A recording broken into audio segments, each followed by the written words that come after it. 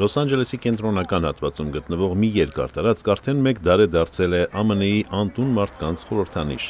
ու Լոս Անջելեսը, հատկապես քաղաքի այս հատվածը, շատ հաճախ անվանում են ԱՄՆ-ի անտուն մարդկանց քաղաք։ Skid Row անվանումը կրող այս մասում բնակվող մարդիկ չեն էլ պատկերացնում, որն է իրենց ապագան։ Ինչպես այս թաղամասում բնակվող Ուոլթեր Սանդերսն է ասում, խնդիրն այստեղ գրեթե անհնար է լուծել։ Օգնություն առաքող եւ կամավորական խմբերի անդամները նույնպես հուսադրիչ խոսքեր չունեն ասելու։ Կամավորական խմբերից մեկի գործադիր տնօրեն Էնդի Բելսի խոսքերով Skid Row-ն բացարձակ աղետի գոտի է։ Skid Row-ն փաստորեն մարդու կողմից կառուցված ամենամեծ փլատակն է ԱՄՆ-ում։ Այստեղ տարեցտարի ավելանում են բռնություններն ու քաոսը, ու ամենացավալին այստեղ մարդկանց իրավիճակն է, որոնցից շատերը մեռնում են հենց փողոցներում։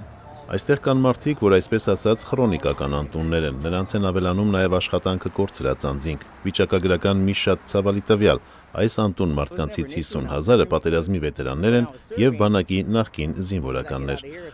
Եկա այստեղ վստահ լինելով, որ Լոս Անջելեսն աշխատանքի մեծ հնարավորություններ ունի, փաստորեն հայտնվեցի խնդիրների հորձանուտում, խնդիրներ, որոնք այդպես էլ լուծում չեն ստանում։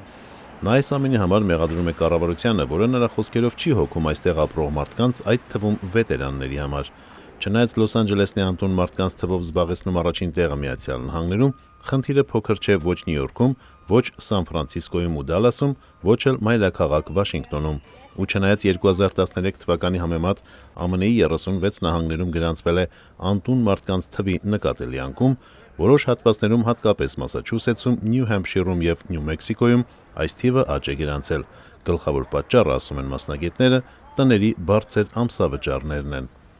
Արամ Վանեցյան, Ամերիկայի ձայն, Վաշինգտոնից։